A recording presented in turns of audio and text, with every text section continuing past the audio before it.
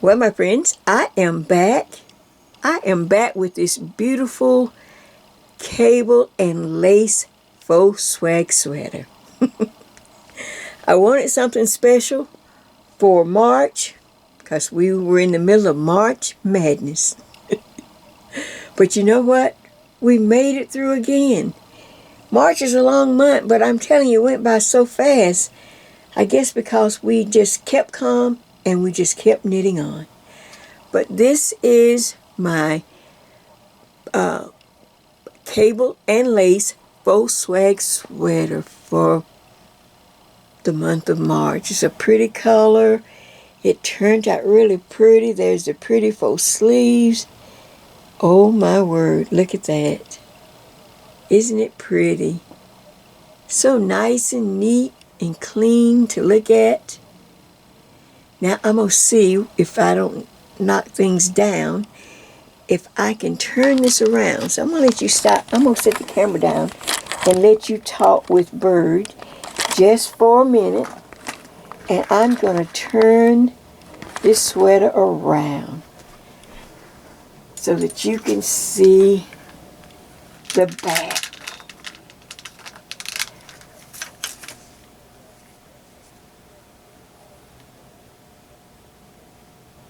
Okay, Bird, how you doing? Okay, so let me back up. I'll back the camera. Here is the beautiful back of this cable and lace faux swag sweater. We did the 1x1 rib at the neck.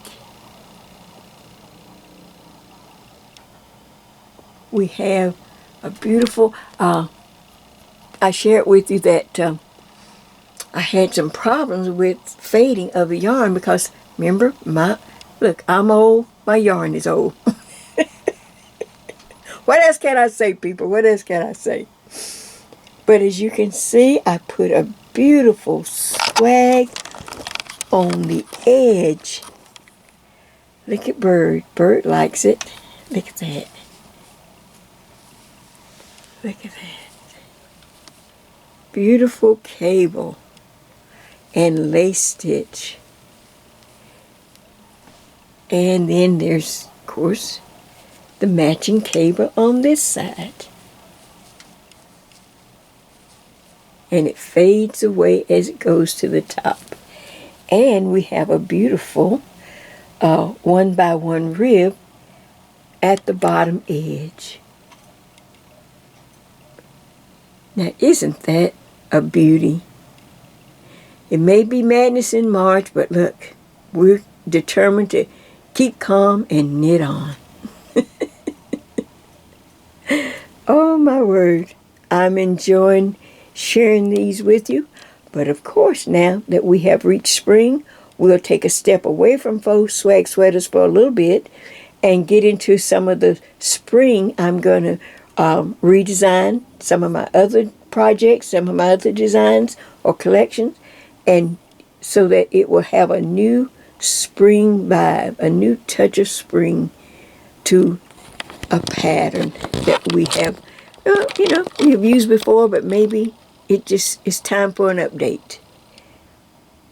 A fluffy update at that. Well, this is Jay, and this is Jay's Knit and Purl Jam, and I thank you so much for coming, sitting, knitting, and most of all, please give this faux swag sweater a try. It is just, it can be, like I said, dressed up, dressed down, but it's the process.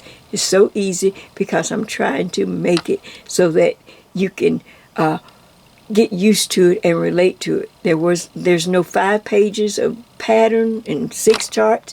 It's just step-by-step tutorial instructions. And I think it will be easy for you to just continue to make them from now on. All right, now I'm going to get ready to say goodbye, and Bird and I will see you in the next video as we celebrate spring. Bird, what do you think? Spring, Bird. We have made it to spring, so I'll see you in the next video. This is Jay. This is Bird. We certainly enjoy you coming. All right, now let me go to the counter and lay this sweater out so that you can see the layout. All right, my friends, I'm over at the counter, and I want to quickly give you a little information on something I said in the intro, that this is something that every knitter dreads, but it will happen sooner or later. Okay, now, I've been knitting a long time, and a lot of you have too. And we have old yarn, we have older yarn, we have newer yarn, we have knit store yarn, and we have big box store yarn. And no matter what brand or what the price point, this will happen. In your house where you store your stash, especially if you have a large stash, you're not moving it around very often. It's in place, either for show in the pretty shelves or like me, just stored in large bins in a back bedroom somewhere. Like my knitting warehouse. Okay, but let me just share. It doesn't matter. Your heat, your air conditioning, your lights, even opening a window, even pulling up the blinds or moving the curtains back, whatever that yarn whatever element the yarn comes in contact with, even in a protected bin, it will have an effect on the yarn. And especially on solids, something that you can really see, or darker colors. You're going to get the dreaded yarn fade. And that's what I got once I started knitting this sweater. I checked all the numbers. They were all bagged together. And that's how I do. I bag it all together, and I have my numbers all matching, and I put them in bins, and I'm thinking I'm keeping them safe. But if the sunlight came through and hit that bin in a certain spot, or whatever yarns that's close, that comes in contact with the element, it's going to fade. Well, this down here must have been a skein underneath. It was nice. It looked fine. I'm just knitting away. It's tonight. I'm excited, to get my little Faux swag sweater out. And then I knit on up, went all the way up past the neck. Had put the neckline in and everything. And then sometimes, how you walk away, going to get me some tea or something. You come back and you want to look at it again, and there it was. The fade, the fade, the fade. Well, I had to think a minute. I thought, well, I'll just keep going. I'm not worried about it. This is just a prototype. But the creative person in me says, no, let's see if we can go back and fix a little or do something. I checked all the other yarns. You can't not tell when it's all in the hank or the skein. You have to see it in the flat fabric, especially in knitting. Crochet, I probably could have gotten away with it. I probably wouldn't even notice because of the nature of the stick. But knitting is flat and smooth. It's very noticeable in the right light. So I pulled it back once, and I did like when the knitters are working with wool and they have this problem, I just remember years ago they would try to do a row with one skein and then do another row and try to flip back and forth just to try to blend it in so that they don't lose all the work you've done. This is hand knitted hours. So I did that the first time, and I didn't move it around enough. I wasn't smart enough so I pulled that back, did it again, even got another skein trying to see if I could fool myself. I got another skein, started again, and I mixed and matched the best I could. So, like you said, life, c'est la vie. It's just life, people. But this will happen to you one way or another because that's just the nature of things. But in the meanwhile, I went ahead and settled on this. I did. Okay, now I'm going to move it up because let me see if I can move this up without changing the camera. I'm short on time and I am doing my best to get done. Okay, let's see, can I pull the camera down? Just tilt it a little bit. Hold on. Just so that we can see that we're starting at the bottom. Now we can talk. Alright, so as you can see, all the Faux swag sweaters are knit from the bottom up. So, like I said, I knit, and I had for my short body, short torso, 3 or 4 repeats of a back is good. If you're 5'5" and over, you may want to go an extra repeat.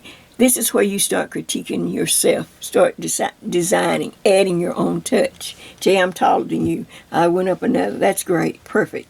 All right. But this particular cable, as I said, I decided to do on each side.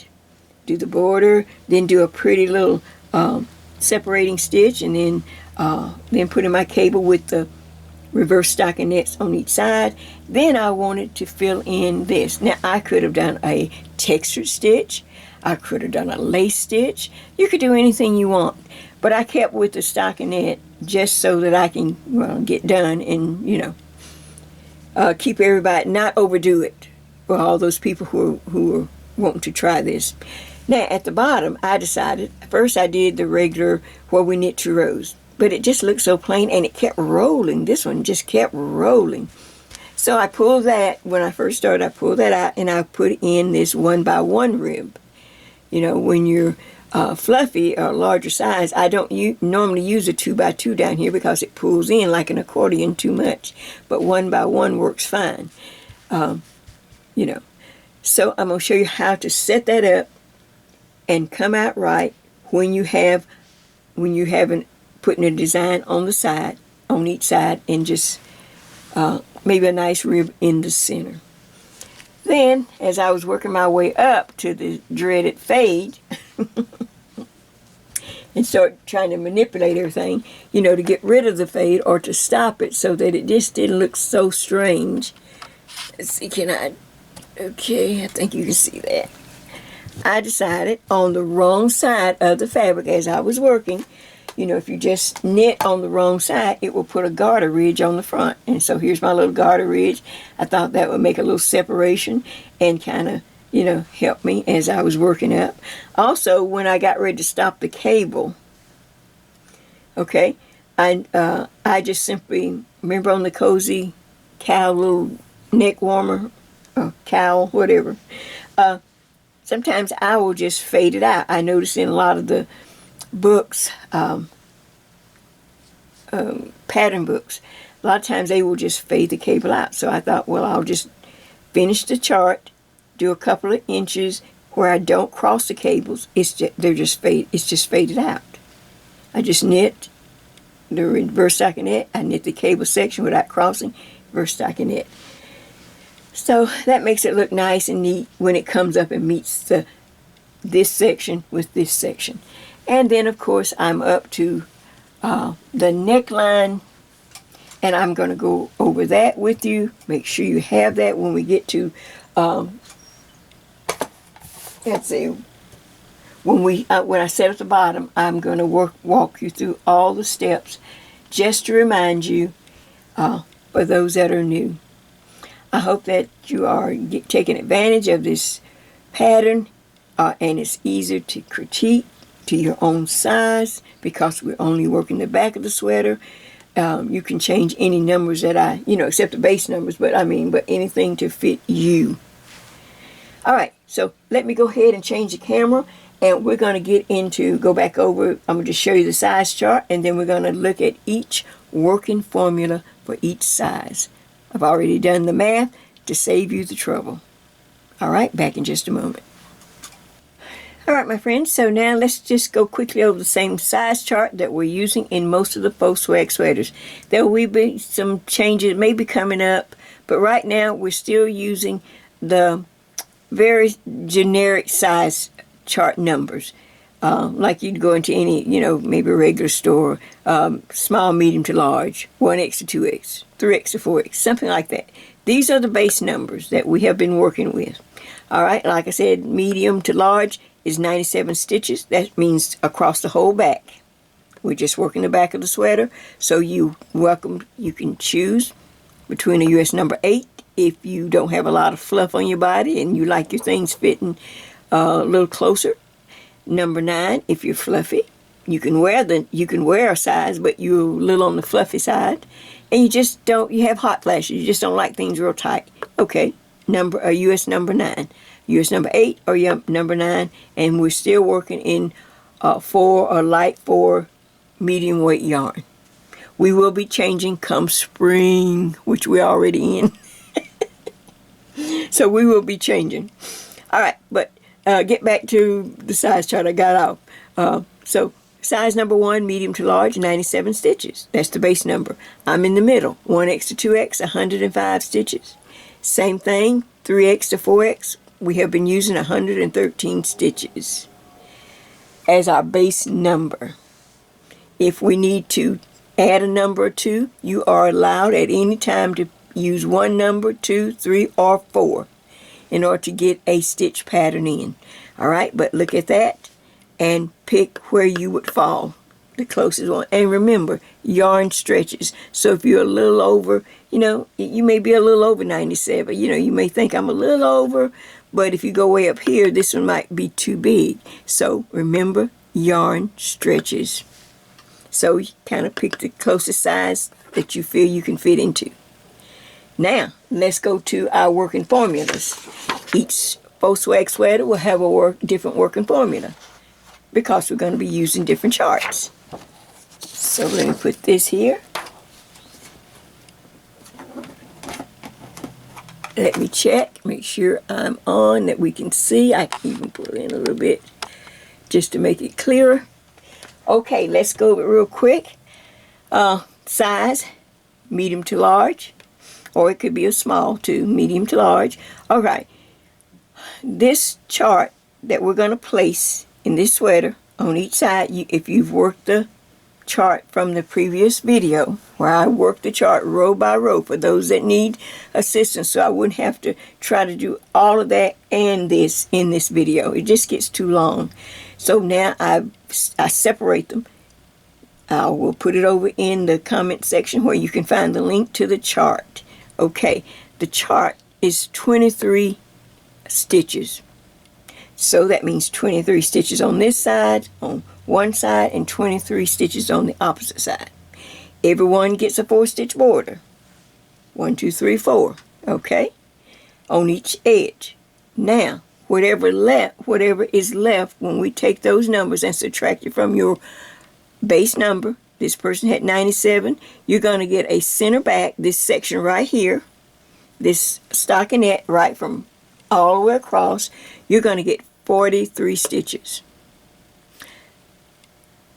The next size, 1X to 2X, this is me. Everything else is the same, just what's in the back. What's left in the back, I will have 51 stitches. All right, and then we go up to the larger size, a 3X to 4X. Everything else is the same, but for this person, she will have 59 stitches across the back where the stockinette section goes in the center back. Now, we'll talk about other things once we get to it, but at least when you go back and add all your numbers up, they should come back to the original number. 97 stitches, I have 105, this person has 113. Cast on your number of stitches, and on your whichever needle you're going to work on, knit 1 row, not 2, knit 1 row. Maybe I should write that on there. Yeah, I think I'll write that on here. Just because each, if you ever look at it again, you will know. Just knit 1 row. So now it's on there. Cast on and knit 1 row and wait for me there. And I'm going to show you how to set in this bottom edge with your beautiful cables on each edge. All right, back in just a moment. All right, so my friends, I am back, and I went ahead and I cast on my number of stitches. We are working from your working formula. I'm in the middle of 1X to 2X. I cast on 105 stitches. All right, after I cast on those 105, I knit 1 row. That's the row here. That's already, I just knit. Now I need for you to give me a couple of these little locking markers. And what we're going to do is count the stitches, count in, and go ahead and mark the chart, the center back, and the chart. So let's go. starting from the edge, you know we have 4 stitches if you're on your working formula. That's your border. 1, 2, 3, 4. Stop. We're going to put a marker when we start knitting. All right, then the next thing on your working formula is 23. Everyone has 23. That represents the chart. So let's count. 2, 4, 6, 8, 12, 14, 16, 18, 20. Oops. I counted my 4 stitches. 2, 4, don't count the 4 stitches.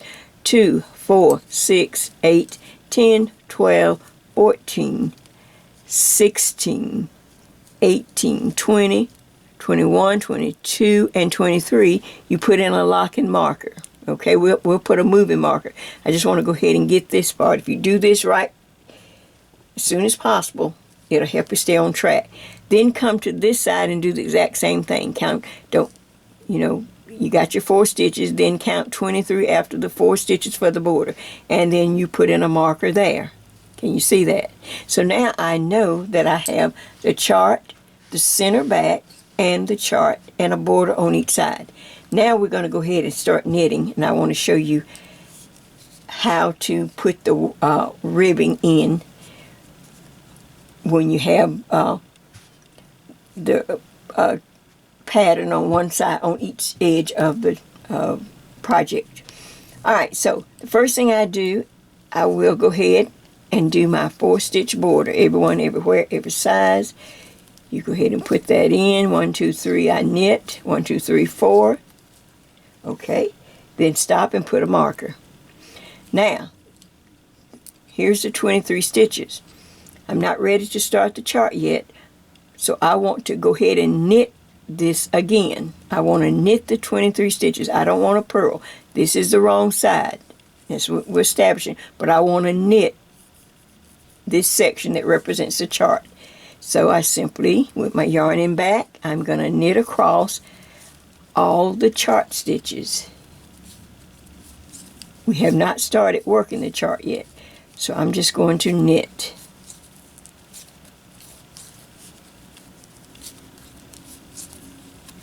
And then I'll go over here and I'll knit and knit. Let me just see if I'm close enough. Hold on, let me just check my camera, see if I can come in a little closer maybe. I want to get to about right there. And okay, I can see my chart. And you'll just have to work from your copy of the chart if you can't see mine. But now I'm just knitting across the stitches that belong to this cable chart. Just knitting. Because we have a cable on each side of the sweater, I want to show you how to get in the 1x1 rib. Okay, so now I come up to where I've already put that marker. See, if you go ahead and have it there, you don't have to, it saves you so much time. Okay, I have a border where I knit, and then I went ahead and knit the 23 stitches that represent this chart. Now I'm going to put a moving marker right there. That tells me this is the center back, and the center back we're going to do 1x1 rib stitch. Since this is the wrong side of the work, I'm going to bring my yarn to the front. Now I'm going to start with a purl 1, knit 1, purl, knit, purl, knit, and I'm going all the way across. And, oops, I'm sorry, I hit my light. I hope I didn't mess up the light too much. Can you see it okay? Okay, if you get lost, go back and go purl, knit, purl. Okay, knit, purl, knit, purl. All right, I'm going to let you continue across, but all right, let me just share with you. All right, as you go across all the way to this marker, when you get to this marker, then you're going to have to put in a moving marker, okay? You'll put that right there above that. Just leave these in for right now. And then since this represents the chart, remember on this side we knit. So we started the ribbon with a purl stitch, so we have to end the ribbon with a purl stitch. Then the yarn goes in back. Now I'm going to knit the 23 stitches until I have 4 stitches left that represent my 4-stitch border. 1, 2, 3, 4, and then I will add a matching marker on this end. I will knit all the way. Alright, turn the work, and then I will show you the next step. Back in just a moment. But you are working the 1 by 1 rib. Alright, back in just a moment. Alright, so I've worked across. Now we are on the right side of the front of the work. Finally, we're on the front of the work. And if you notice, we have let's just check, we have markers for our 4-stitch border. We have a chart marker here, and where we really knit 2 rows, because we knit and then we knit again. Then we actually set in the center back is a 1 by 1 rib, the rib stitch. And if you notice, on the back we started with a purl. So now if you notice, the front, since this is the front now, it will start with a knit, and it should end with a knit. Okay? And then, of course, we have the chart again and a border. So real quick, I'm not going to knit the chart again, but I will get it started just for those. Just want to make sure that you understand how important to get this ribbing. Okay, so, of course, everyone, by your working formula, you knit those first 4 stitches on every row, first and last. Alright, now you have a moving marker, so you slide the marker. This is the chart, remember? Chart, back, chart. Alright, so down here, now I can read my chart. I just go ahead and work 1 row. Row 1 says knit, then yarn in front, purl, 1, 2, and 3. Alright, then knit 2, 1, 2, the blank boxes mean knit, then yarn over. I pre-counted, so it's knit 4, 1, 2, 3, and 4. Then I'm to my center stitch, and it tells you down here in the note to slip 2 stitches, slip 2, knit 1. Now reach back and pass the 2 you slipped over and off. Not one, but both. Over and off. That's your center stitch. This little symbol there. Now on this side of the center, you knit 4. So 1, 2, 3, and 4. Yarn over, knit 2, 1, 2, yarn in front. Now purl 3, 1, 2, and 3, and the last stitch you put the yarn in back and you knit. Now you can see that I am up to the 1 by 1 rib for the center back. Alright, read the stitch. Okay, it's a knit stitch that's going to come. So I've got my yarn in the back, so I slide the marker. Now watch. I knit 1. Since we're on the front, knit 1, purl 1, knit, purl. Just a minute. Huh? I see you by the phone. I'm finna go. Yeah.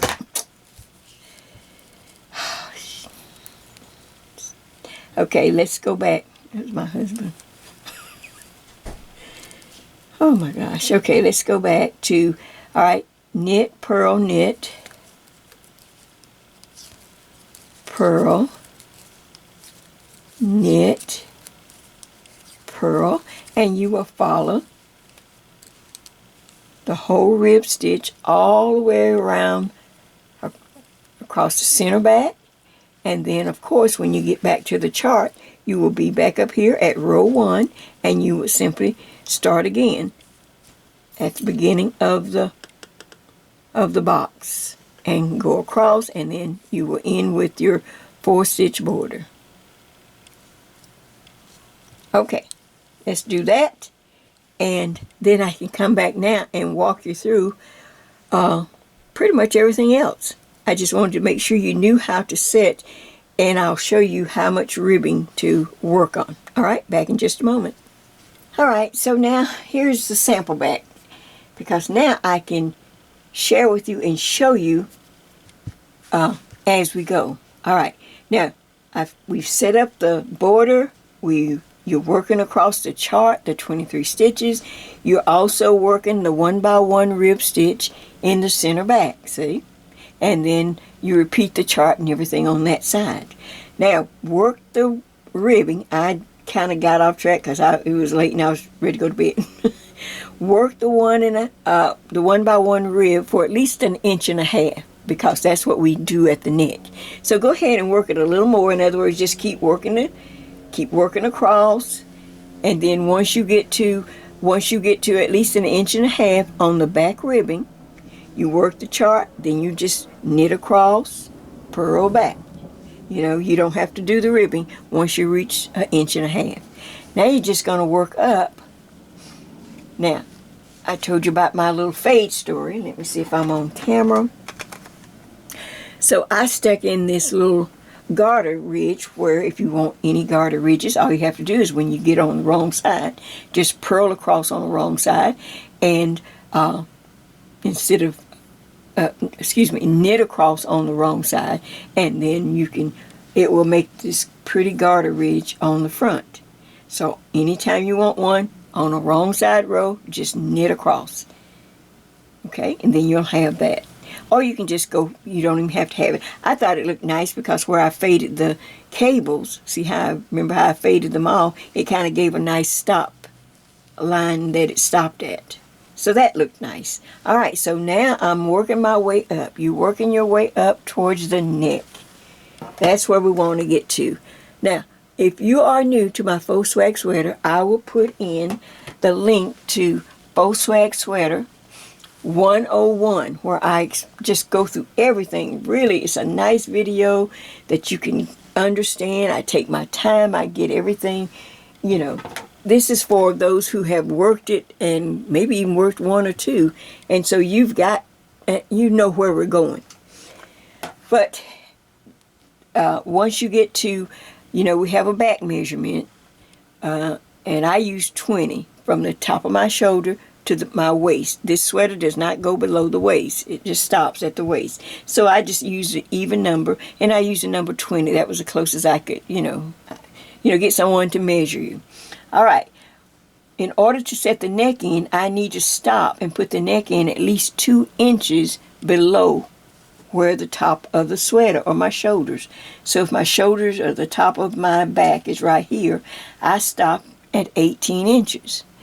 You would do whatever your number is, especially people that are much taller than me. You'd stop at least 2 inches before you get to your shoulder or the top of the sweater.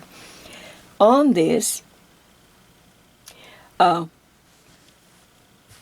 first thing we need to do, once you get to your number of stitches, mine is 18, you will stop and you need to count. That's the most important thing you need to do next. You will count all the stitches again just to make sure, but you don't have to count the border. Leave the border off and count every stitch all the way across. We don't even have that yet. You're just counting all the stitches all the way across to this border, but don't count the border. Stop at the border, at the marker. Count those stitches, and it should be an odd number, but go ahead and count. Okay? Once you count those stitches, then you will take every one, everywhere, every size, has 31 stitches for your neck stitches. So that way no one has to figure out any more math. You get 31 stitches. Take 31 stitches from that total number of stitches that you counted here. Okay? That total number, then divide that in by 2. That will give you each shoulder count. So I have a shoulder here, then I have 31 stitches here, everyone, everywhere, every size, and then I have a shoulder count. The borders are still on each end. We didn't have to worry about the borders. Okay? So you want to put in markers. As you count, you can put some of these little locking markers in. I put in at where the neck, and I put in a mark at the neck. So that now, like I said, I have a shoulder, a neck, and a shoulder. But now I need an extra border to go down the front of the sweater. So this is when I get another marker, get some more markers, Here's my neck marker. So now I'm going to count backwards. Just count back 4 stitches and put in a new marker there. This gives you the new border as you come down the front. On this side, you will do the same thing. I had taken the markers out because I worked this. But you'd count backwards 4, put a marker. So you've got a marker, shoulder, border, neck, border, shoulder. Does that make sense? Take a look at that. That's what you will have. This is what I go through in 101 in a nice slow format, really taking my time showing you each step. So if you're new to this, I'm going to put that video in the comment. The others who have tried it and given it a chance, this is when you can just now start working, making up your own design. Okay, next step. Let me change the camera and I will show you the next step, because now since we have a shoulder, a border, a neck, okay, a border, and a shoulder. All right, and for the ribbing, just like we did at the bottom, you will start at the ribbing marker. We're on the front of the work. There's no edge stitch because we're in the middle. We're not on the edge. So you just start with a knit, purl, knit, purl, knit, purl, all the way across, and make sure you end with the same thing. Knit, purl, knit.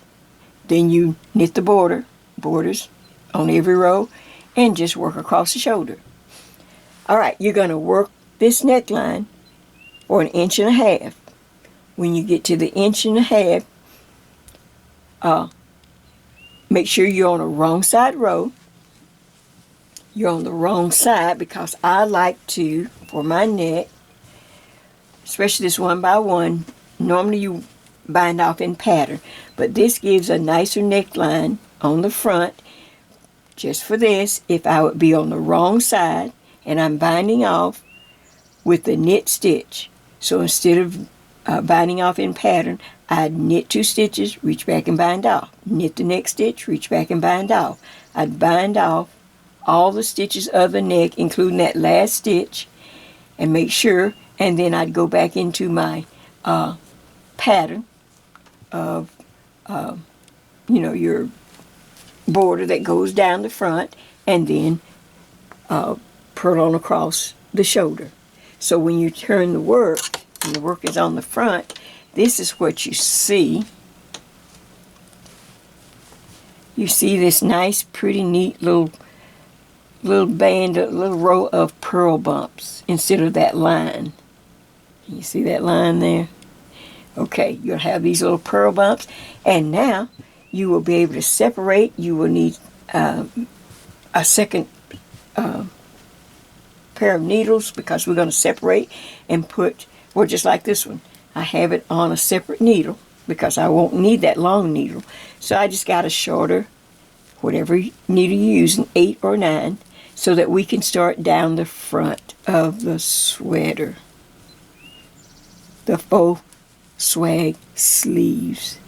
All right, let me just kind of reset here and straighten it out, and then I'll come back and we'll talk about the faux sleeves. Back in just a moment. All right, so now we are ready to go over the shoulders. And like I said, I have a more real detailed video that will just in real time take you through the steps. But just a reminder, once you start and you put it on a separate needle, now you're just knitting back and forth, keeping the borders on each side, knitting back and forth, just for fun. Since I had a garter line here, I did one here. Remember, all you have to do is on a wrong side row, just knit across on a wrong side row, and it pops up. It'll give you a garter ridge on the front. I just did that to kind of, so they connect, so it looked like they went together. Okay, but you're knitting, and you're just knitting back and forth now. This side is on a separate needle, waiting for you when you finish this side. Now, the next thing you need to do, a next measurement, remember, you need to go and put on a good bra, really good, and take this fabric and put around your neck. Go to your mirror in your bathroom or somewhere where there's good light, and adjust it around your neck, because you need to know where the Once you have on your good bra, the center of your bust, you know how it just goes right across your bust line.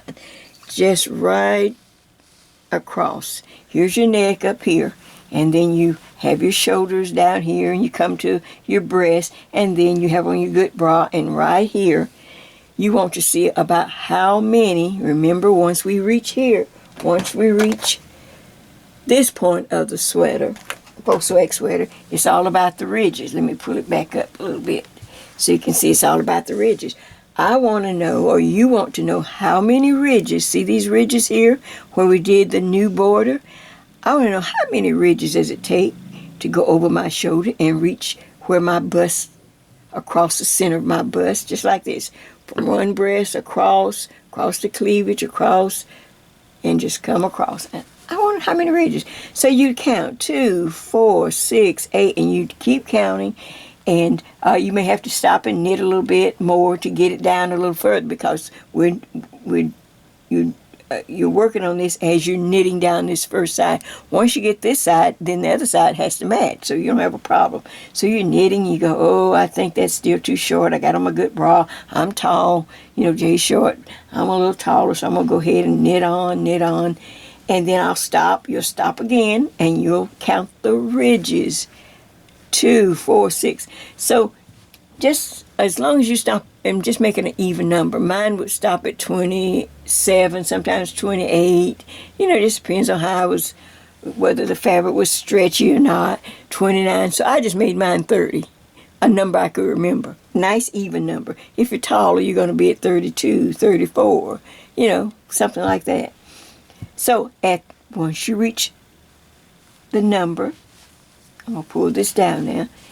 Once you reach the number you think, okay, Jay, that represents the center of my breast going across. And I've got on my bra and I've kind of adjusted. It looks good. Okay, once you finish that row, the right side of that row, and purl back, the next right side row, you start your decreases.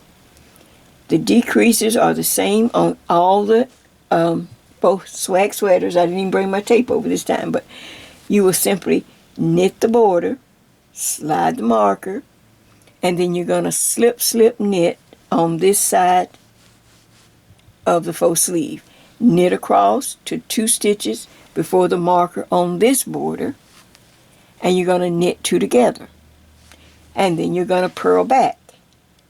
You only decrease every other right side row. So once I purl back, now I'm ready to knit again. So this time I just knit all the way across. It's just knit everything. I purl back. Now the next row is the row I'm going to decrease again. So I'm going to knit the marker, knit the border, slide the marker, do a slip knit, knit across 2 stitches before this marker, knit 2 stitches together. It's going to be the same every time. So this is something you just, normally like I say on a lot of the other sweaters, you see I take masking tape and just go ahead and tape it on the back so I don't have to remember. I'll put slip knit, and on this side I'll put knit 2 together. And you keep doing that. You don't have to worry about a math or anything. You just keep decreasing every other right side row.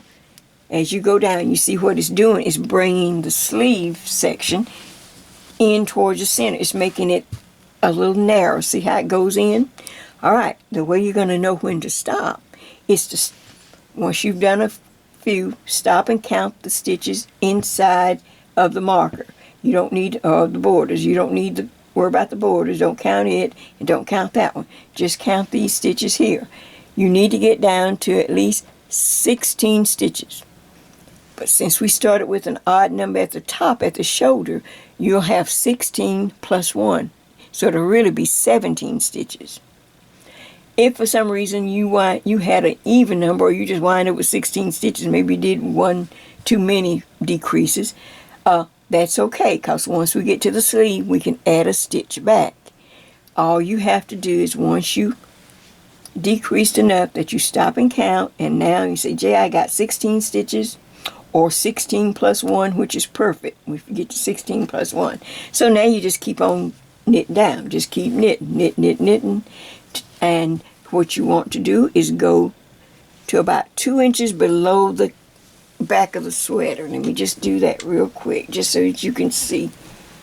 Now I'm going to pull this down. Here's the back of the sweater. Of course, this would all be a lot easier if it was all steamed out and I had a bigger counter.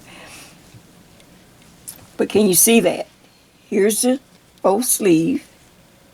Here's the back of the sweater.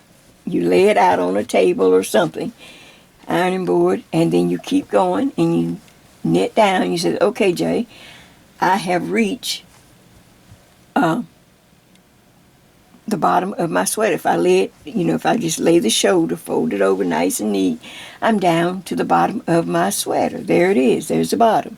So I want to go at least 2 more inches. So I'm on, 2 more inches, okay.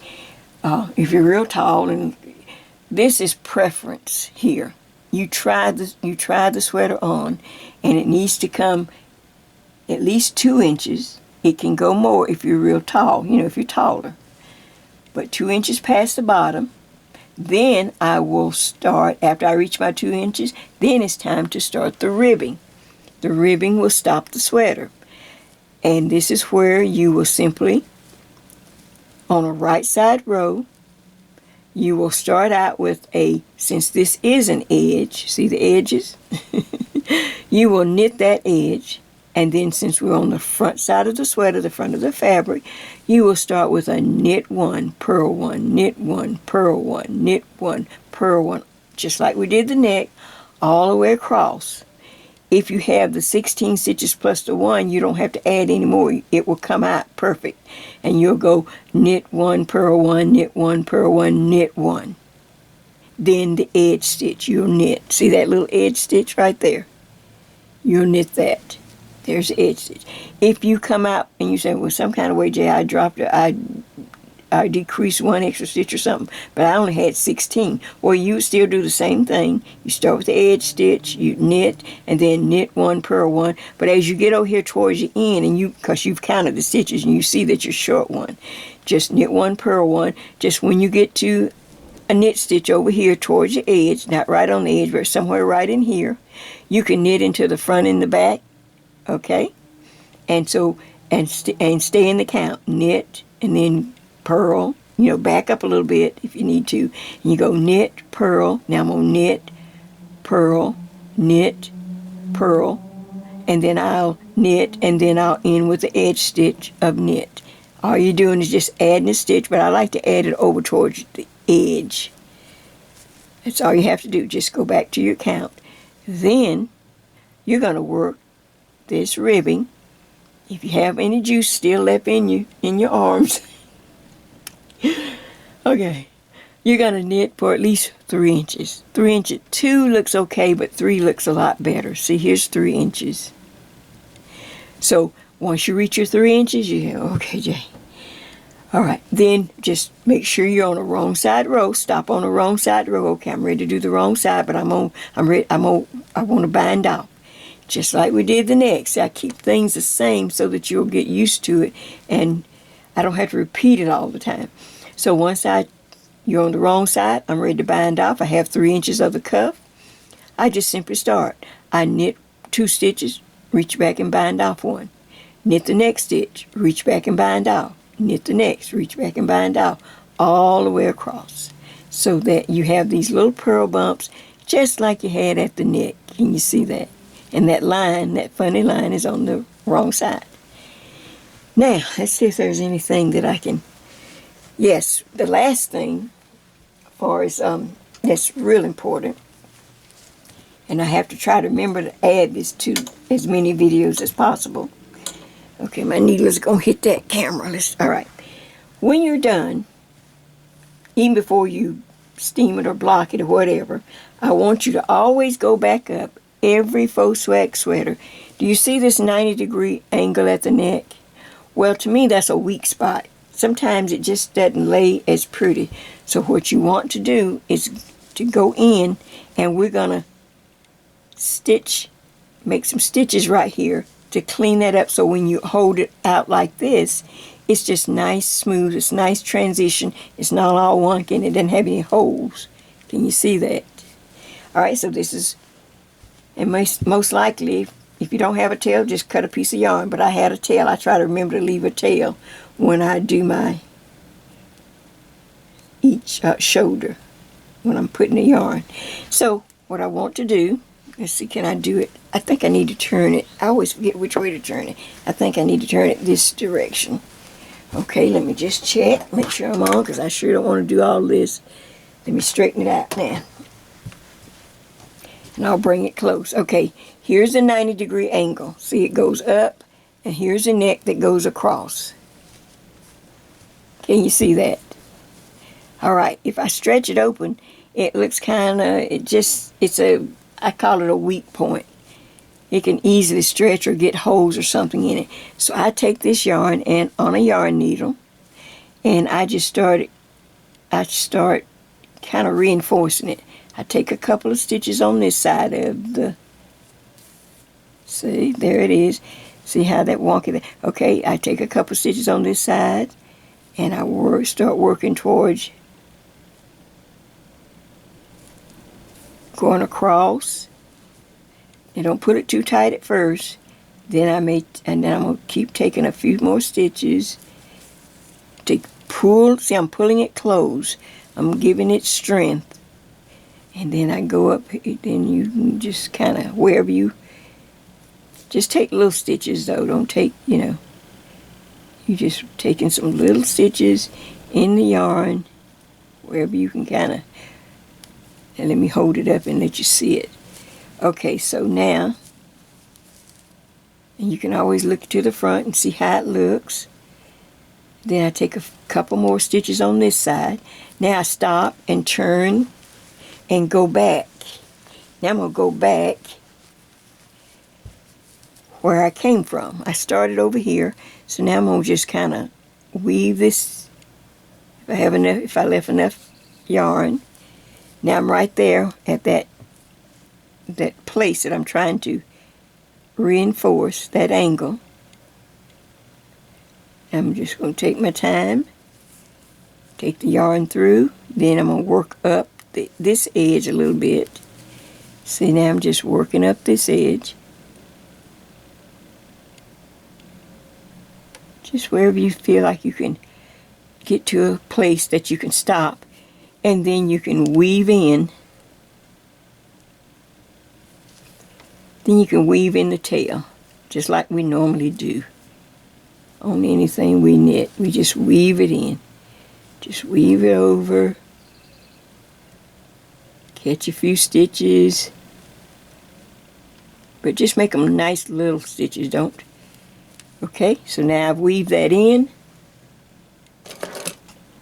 Now I can take my scissors.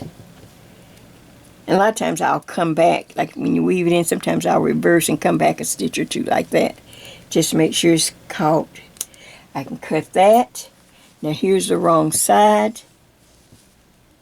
Now when I turn it to this side, I didn't do as good a job as the other side. Now I want a smooth transition. Now see right here, I feel like I can pull that down a little bit, but it will be a nice smooth, but the whole point of it is to have a real reinforced and no big holes where you see that 90-degree. Does that make sense? Okay, you do that. Make sure you do it on both corners.